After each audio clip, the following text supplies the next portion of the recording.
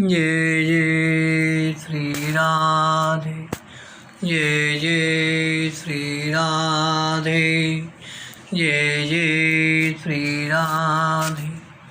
भक्ति भक्ति भगवंत गुरु चतुर्नाम बपु एक, इनके पद बंदन किए नाशे बेग्नियने।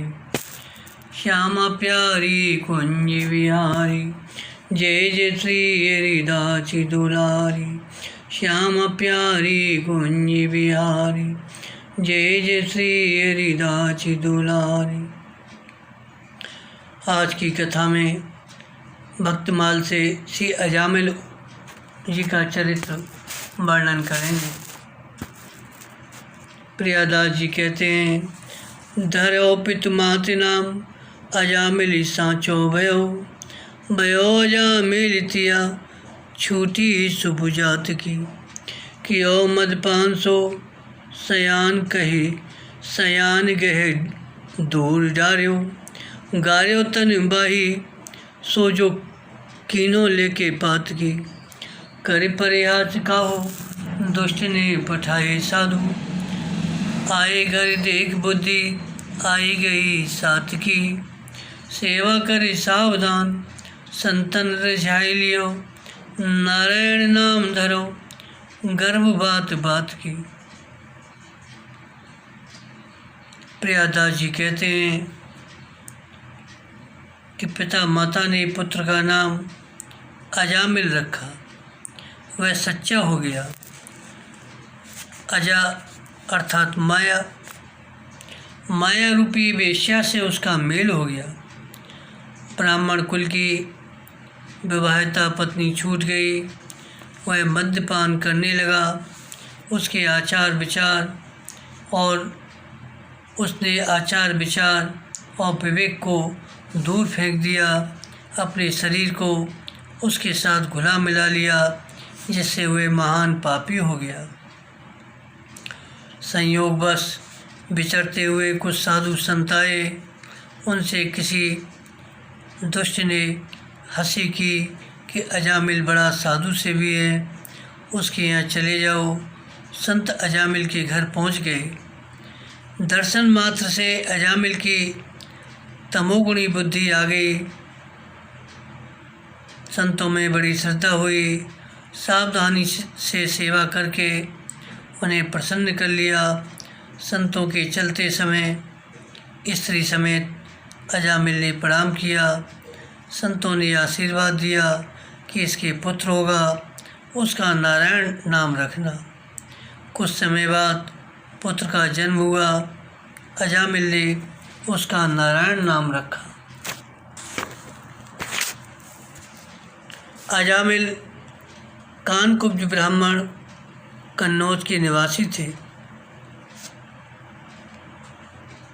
वेद शास्त्र पुराण आदि के पारंगत विद्वान थे। शील सदाचार और सद्गुणों के खजाना थे। ब्रह्मचारी, विनयी, जितेंद्रिय, सत्यनिष्ठा और मंत्रवेत्ता थे। इन्होंने गुरु, अग्नि, अतिथि और वृद्ध पुरुषों की बहुत सेवा की थी। इनमें अहंकार का लेश भी नहीं था। समस्त प्राणियों का हित चाहते, सबका उपकार करते, किसी में दोष नहीं देखते। परंतु विधि का विधान बड़ा विलक्षण होता है। पिता माता ने प्यार बस इनका नाम अजामिल रखा था, तो आगे चल के सत्य ही अजा माया से मिला हुआ हो गया।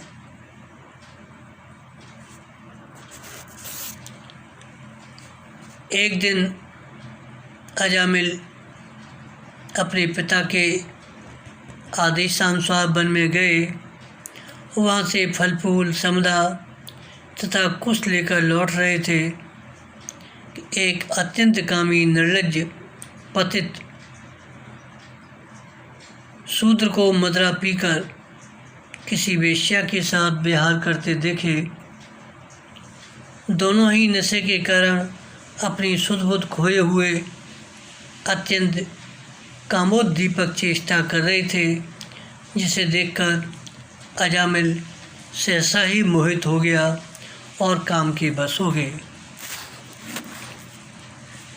यहाँ एक प्रश्न होना स्वाभाविक है कि इतने बड़े विद्वान सद्गुण संपन्न ब्राह्मण अजामिल क्षण मात्र में ही कैसे ज्ञान ध्यान को तिलांजलि देकर विषय बस हो गए। इसका एक समाधान तो यह है कि माया ऐसी बलवती है जो ज्ञान कर चित्त अपरहीं बर आई मोह मन करहीं, अर्थात जो स्मरण करने पर संताप देती है, देखने पर उन्माद को बढ़ाती है और छू जाने पर मोह को बढ़ाती है, ऐसी स्त्री प्यारी कैसे हो सकती है। ज्ञान ध्यान वैराग्य और लोक वेद कुल कान कछु न रहत लागे तबे तरुणी नैना बान। एक दृष्टांत सुना रहे हैं कि व्यास जी ने श्रीमद् भागवत में श्री ययाति के प्रसंग में लिखा, मात्रा स्वस्था द्वैत्रा वा न विविक्ता सनो भवेत्, बलवान इंद्रियग्रामो विद्वान सिमपि कर्षति। कहा है कि अपनी माँ, बहन और कन्या के साथ भी अकेले एक आसन पर सटकर नहीं बैठना चाहिए। इंद्रियां इतनी बलवान हैं कि बड़े बड़े विद्वानों को भी विचलित कर देती हैं। श्री व्यास जी के शिष्य जैमिनी को यह बात नहीं जची। भला विद्वान को इंद्रियां क्या विचलित कर सकती हैं। गुरुजी ने लिखने में भूल कर दी है, बस जैमिनी ने वह श्लोक बदल दिया, बलवान इंद्रियग्रामो विद्वान समनाप कर्षति। व्यास जी ने समझाया भी, परंतु जैमिनी को बोध नहीं हुआ। अभिमान में भरकर बोले, गुरुदेव तुच्छ इंद्रियों की क्या शक्ति है, मैं तो उन पर सर्वथा विजय प्राप्त कर चुका हूँ। यह सुनकर व्यास जी जैमिनी की परीक्षा लेने के लिए स्वयं स्त्री रूप धारण कर अंधेरी रात में, जबकि कुछ बादल बरस रहे थे, जैमिनी के आश्रम में पहुंचकर बोले, हे मुने, मैं एक अबला स्त्री हूँ, अपने साथियों से बिछुड़ गई हूँ। अत्यंत व्याकुल एवं इस वन में भयभीत होकर आपके आश्रम में आई हूँ। आज रात बिताकर प्रातः सूर्योदय होते ही अपने साथियों को ढूंढ लूँगी, फिर उनके साथ चली जाऊँगी। स्त्री की प्रार्थना सुनकर महर्षि जैमिनी ने कहा, यहाँ से कहीं दूर जा, मैं स्त्री को अपने आश्रम में आश्रय नहीं देता। उसने कहा, मैं अकेली इस अंधेरी रात में कहाँ जाऊँगी। शरणागत का परित्याग शास्त्र में नहीं कहा गया है, आप सर्वज्ञ हैं, सब कुछ जानते हैं। तब जैमिनी ने कहा, अच्छा लो इस कमरे की चाबी, मेरे बगल के कमरे में भीतर से किवाड़ बंद कर पड़ी रहना। यदि मैं भी किवाड़ खोलने के लिए आग्रह करूं तो नहीं खोलना। उस स्त्री ने कहा, ऐसा ही करूंगी। उसने ऐसा ही किया। पुनः काम की प्रबलता से जैमिनी महर्षि को अपना स्वरूप विस्मृत हो गया। वो निर्जन रात्रि में उस रूपवती युवती के साथ समागम की इच्छा उत्पन्न हो गई। अपनी पर्णकुटी से बाहर आकर उस युवती से किवाड़ खोल देने का आग्रह किया। जब बहुत प्रार्थना करने पर भी नहीं खोली, तब उस कमरे की छत पर जाकर उस पर्णकुटी के काठों को हटाकर कमरे में प्रवेश कर गए। वहाँ उन्होंने अपने गुरुदेव श्री व्यास जी को बैठे हुए देखकर बड़े लज्जित हुए तथा उनको नमस्कार करते हुए बोले, हे गुरुदेव, आपकी वाणी सत्य है। वास्तव में काम पर विजय प्राप्त करना अत्यंत कठिन है। आप मेरे अपराधों को क्षमा करो। वेदव्यास जी अपने आश्रम को चले गए।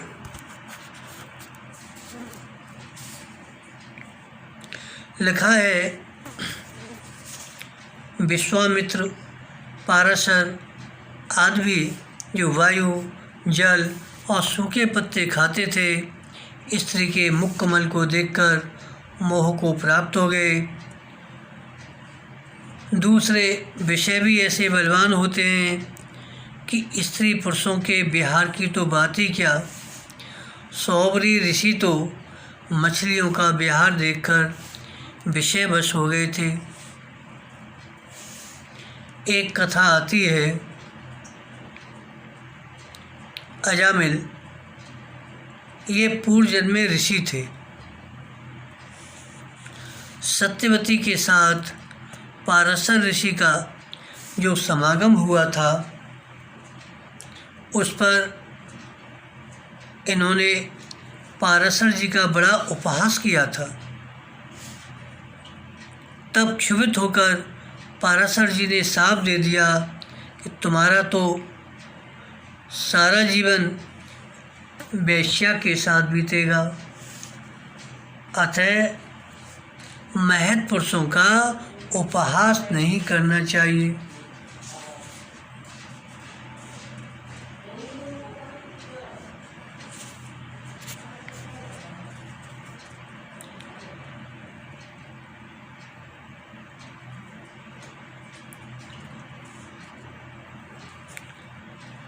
स्वयंभू मनमंत्र में प्रजापति मरीच के पुत्र यह देखकर कि ब्रह्मा जी अपनी पुत्री सरस्वती जी से समागम करने के लिए तैयार हैं, हंसने लगे।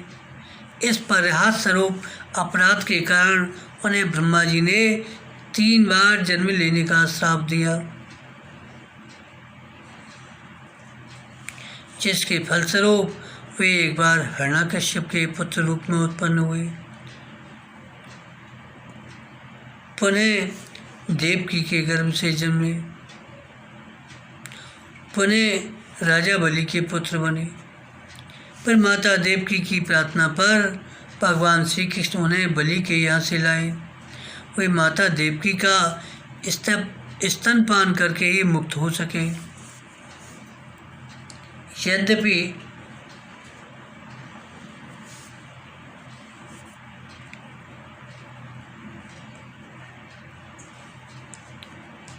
उनको पाराशर ऋषि के श्राप से इस तरह का जीवन मिला।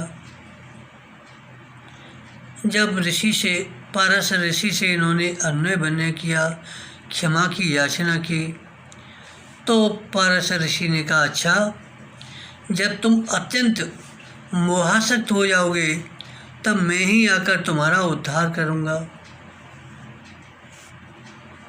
इन हेतुओं से अजामिल उस कामी शूद्र और वेश्या के काम विहार को देखते ही मोहित हो गए थे। यद्यपि अजामिल ने अपने विवेक बल से काम मोहित मन को रोकने की बहुत चेष्टा की, परंतु सफल नहीं हुए। इनकी सदाचार और शास्त्र ज्ञान संबंधी चेतना नष्ट हो गई, अपने धर्म से विमुख हो गए। आहर्निश उस वेश्या का चिंतन करते, सुंदर सुंदर आभूषणों द्वारा उस वेश्या को प्रसन्न करने लगे। उन्होंने अपने पिता की सारी संपत्ति उस कुल्टा पर न्यौछावर कर दी। घर का धन नष्ट होने पर अजामिल न्याय से अन्याय से जैसे भी हो, जहाँ कहीं भी धन मिलता वहीं से लाकर वेश्या को ले जाता। अजामिल ने यथा नाम तथा गुण इस कहावत को चरितार्थ कर दिया। इस प्रसंग से यह चेतावनी मिलती है कि माता पिता को बालकों का नाम विचार कर धरना चाहिए, जैसे तैसे नाम नहीं रखना चाहिए।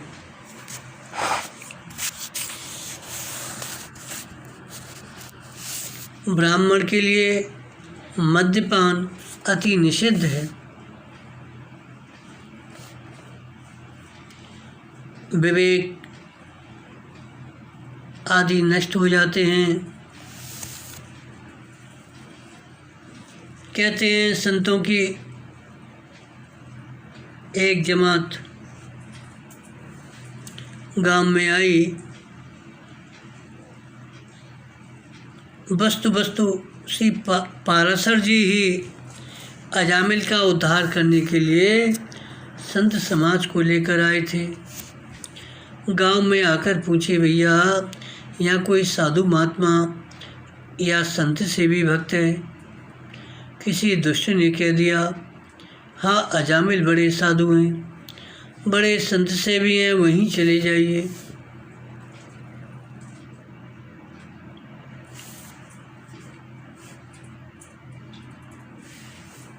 इस तरह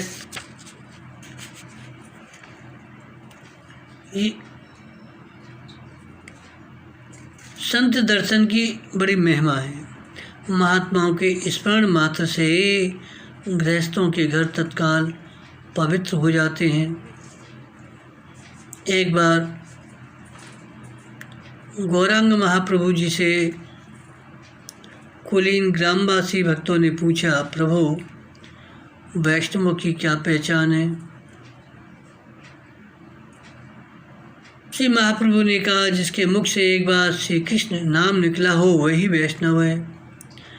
दूसरी बार पुनः ग्रामवासियों ने यही प्रश्न पूछा तो महाप्रभु ने कहा, जो निरंतर श्री कृष्ण का नाम लेता हो वह वैष्णव है। तीसरी बार जब उन लोगों ने यही प्रश्न किया तब महाप्रभु ने कहा, जिसके दर्शन मात्र से ही हृदय में भागवत प्रीति का उदय हो, स्वतः मुख में श्री कृष्ण नाम स्फुरित हो, वे वैष्णव है। अजामिल के घर ऐसे ही संत पधारे, जिनके दर्शन करते ही वेश्या और अजामिल दोनों को ही सात्विक बुद्धि आ गई।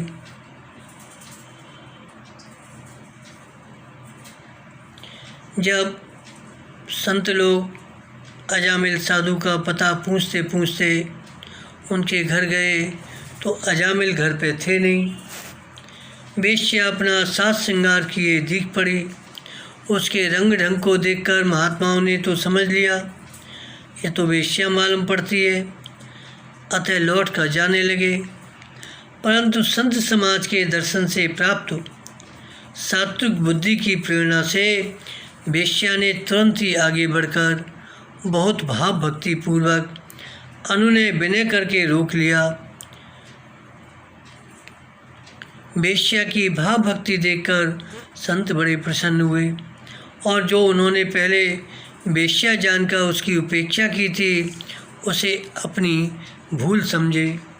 अब संत बारंबार वेश्या से अजामिल साधु की पूछते कि अजामिल जी कहाँ गए हैं, कब आएंगे, हमें उनके दर्शन करने हैं।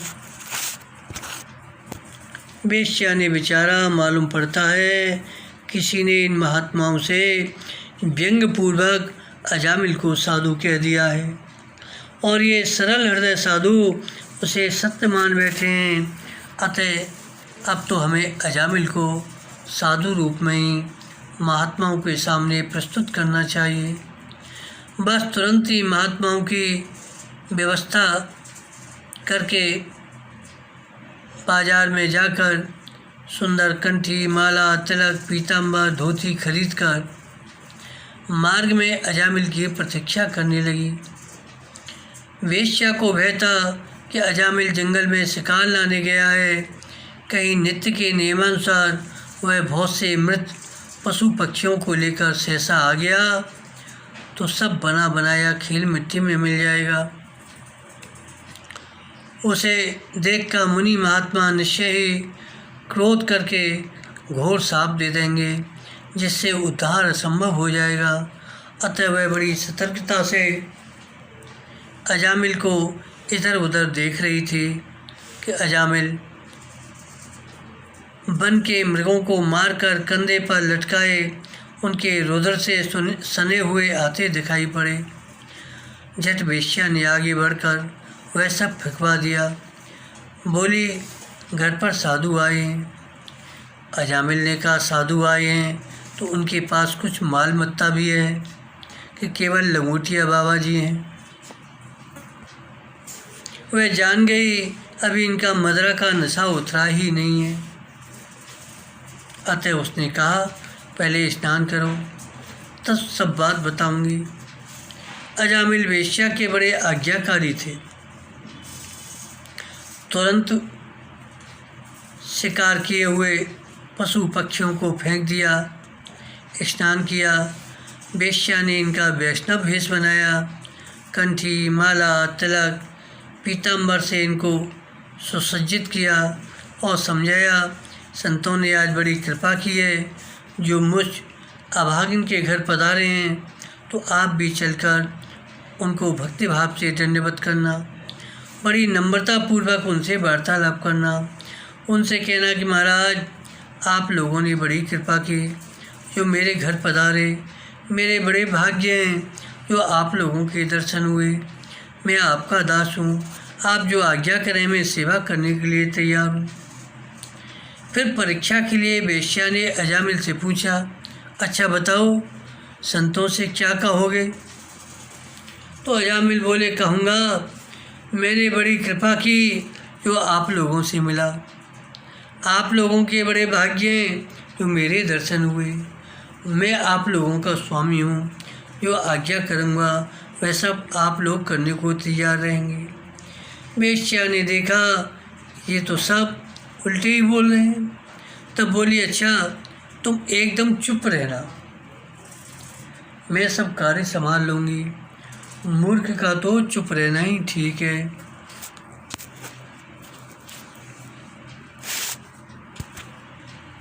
इस प्रकार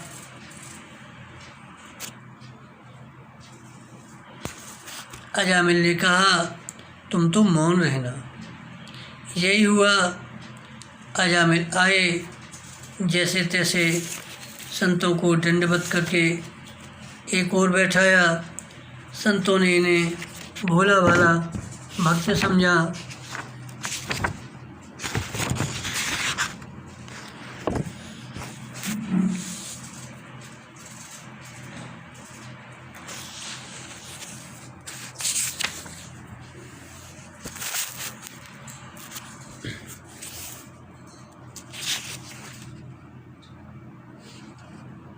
आगे कह रहे हैं, सेवा कर सावधान, सेवा धर्म बड़ा है। इस तरह से अजामिल सर्वज्ञ संतों से अजामिल और वेश्या की वास्तविकता छिपी नहीं रही और इन दोनों ने भी अपनी शोचनीय दशा संतों को कह सुनाई और अत्यंत ग्लानि में भरकर संतों के चरणों में लौटकर रोते हुए अपने उद्धार का उपाय पूछा।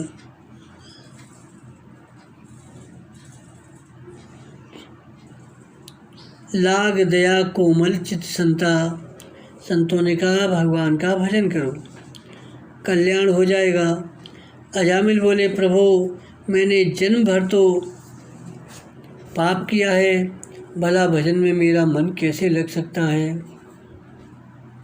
ऋषियों ने अजामिल को उपाय बताया।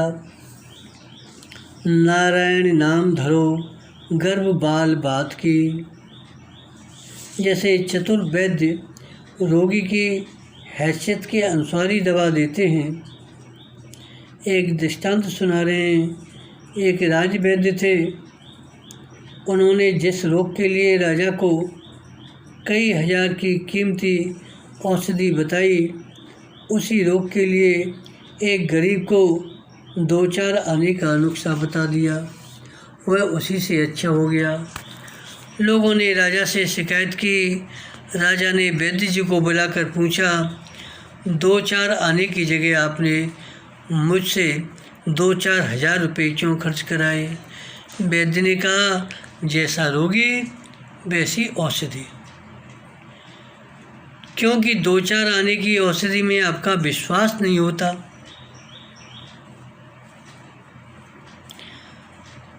इसी तरह संतों ने अजामिल को जो है यही सरल उपाय बताया।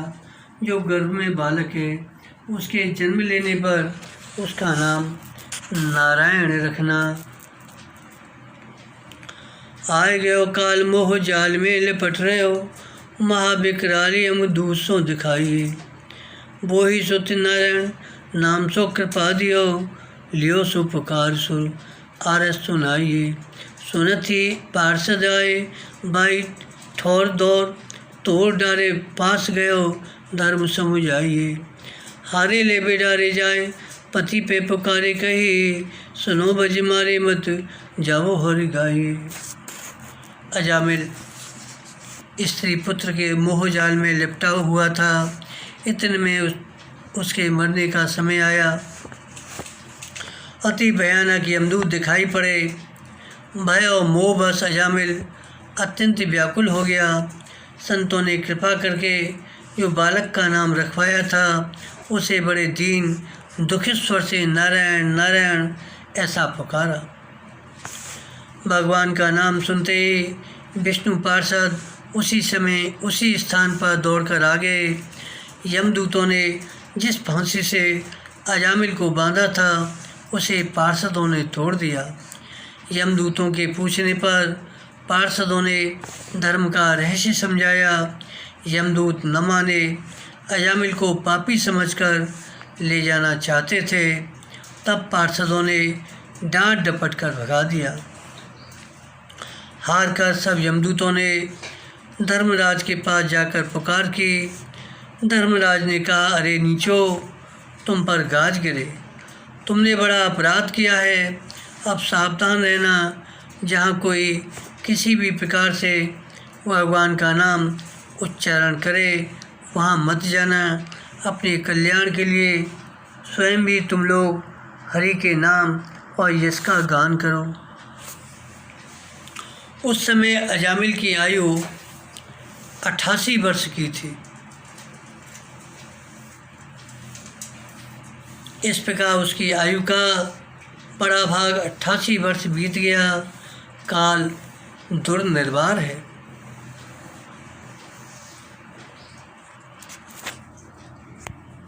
अजामिल का अंतिम समय आ गया। अब तो बूढ़े अजामिल के इतने में अजामिल ने देखा कि उसे ले जाने के लिए अत्यंत भयावह 3 यमदूत आए हैं। उनके हाथों में फांसी है, मुंह टेढ़े मेढ़े विकराल हैं, शरीर में रोए हैं।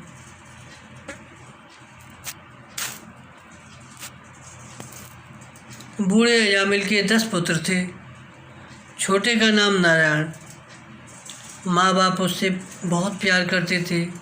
उस समय बालक नारायण वहाँ से कुछ दूरी पर खेल रहा था। यमदूतों को देखकर अजामिल ने अत्यंत व्याकुल होकर अत्यंत आर्त और उच्च स्वर से पुकारा, नारायण। सुनते ही पार्षद आ गए। भगवत पार्षदों ने पुत्र के नारायण नामोच्चारण को भगवान नाम संकीर्तन माना। यह पार्षदों की भावुकता, स्वामी भक्ति।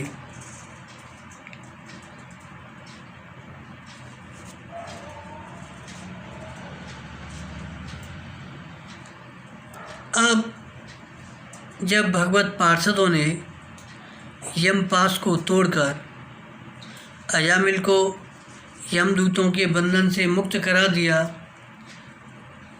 तब यमदूतों ने कहा, हम धर्मराज के सेवक हैं, हमें आप लोग क्यों अपने कार्य से रोक रहे हैं। भगवत पार्षदों ने कहा, यदि तुम लोग सचमुच धर्मराज के सेवक हो तो हमें धर्म का लक्षण, धर्म का तत्व सुनाओ। यमदूत बोले, वेदों ने जिन कर्मों का विधान किया है वे धर्म हैं, जिनका निषेध किया है वे अधर्म हैं, परंतु इस पापी ने श्रुति शास्त्र की आज्ञा का उल्लंघन करके स्वच्छंद आचरण किया है। अब तक इसने अपने पापों का कोई भी प्रायश्चित नहीं किया, इसलिए हम लोग इसे यमराज के पास ले जा रहे थे, जिससे यह वह अपने पापों का दंड भोग करके शुद्ध हो जाए। इस प्रकार यमदूतों द्वारा सामान्य धर्म का निरूपण किए जाने पर भगवत पार्षदों ने परम धर्म का विवेचन करते हुए अजामिल को निष्पाप बताया। बोले, इसने कोट कोट जन्मों की पाप राशि का पूरा प्रायश्चित कर लिया है, क्योंकि इसने विवश होकर ही सही भगवान के परम कल्याण में मोक्षप्रद नाम का उच्चारण तो किया है। जिस समय इसने नारायण इन 4 अक्षरों का उच्चारण किया, उसी समय केवल उतने से ही इस पापी के समस्त पापों का प्रायश्चित हो गया। चोर, शराबी, मित्रद्रोही, ब्रह्मघाती, गुरुपत्नीगामी, ऐसे लोगों का संसर्गी, स्त्री, राजा, पिता और गाय को मारने वाला, चाहे जैसा और चाहे जितना बड़ा पापी हो, सभी के लिए यही इतना ही सबसे बड़ा प्रायश्चित है कि भगवान के नामों का उच्चारण किया जाए, क्योंकि भगवान के नामों के उच्चारण से मनुष्य की वृत्ति भगवान के गुण, लीला और स्वरूप में रम जाती है और स्वयं भगवान की उसके प्रति आत्मीय बुद्धि हो जाती है।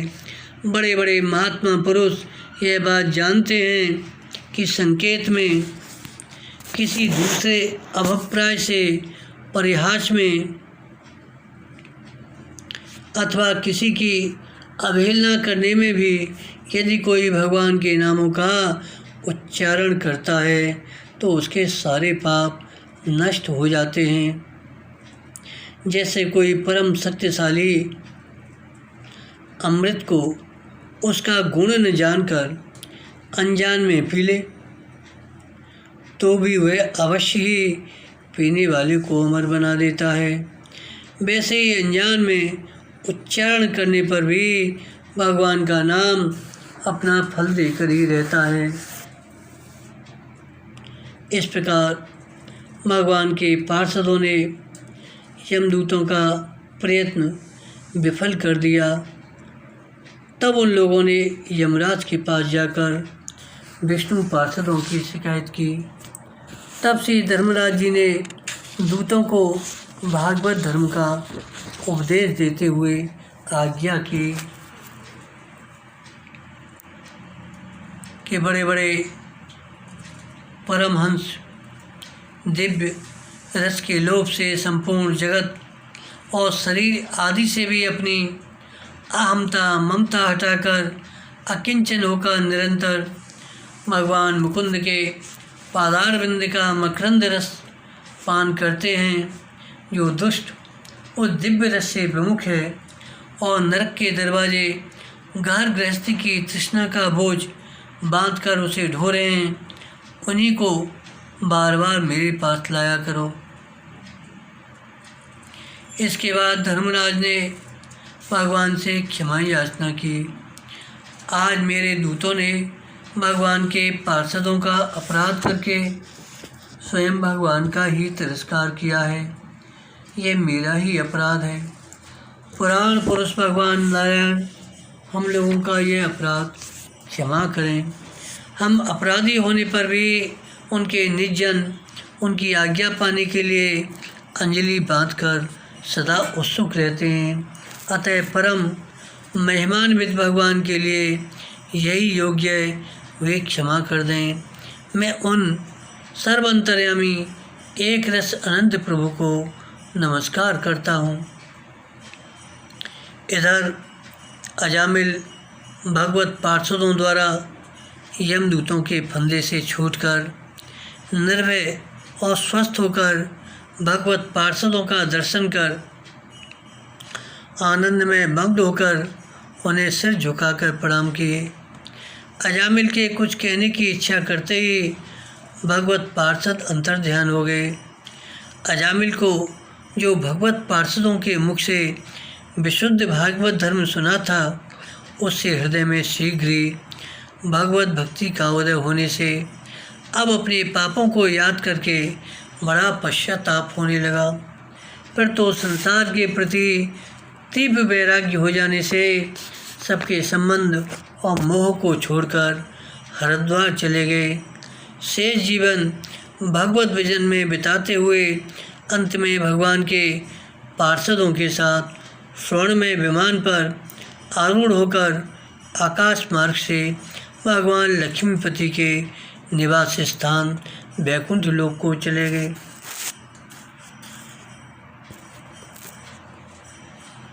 इस तरह अजामिल उपाख्यान में नाम की महिमा, अजामिल के उद्धार की कथा वर्णन की गई।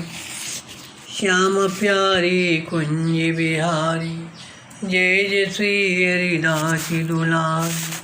श्याम प्यारी कुंज बिहारी, जय जय श्री हरिदास दुलारी। श्याम प्यारी कुंज बिहारी, जय जय श्री हरिदास दुलारी। श्याम प्यारी कुंज बिहारी, जय जय श्री हरिदास दुलारी। जय जय श्री राधे।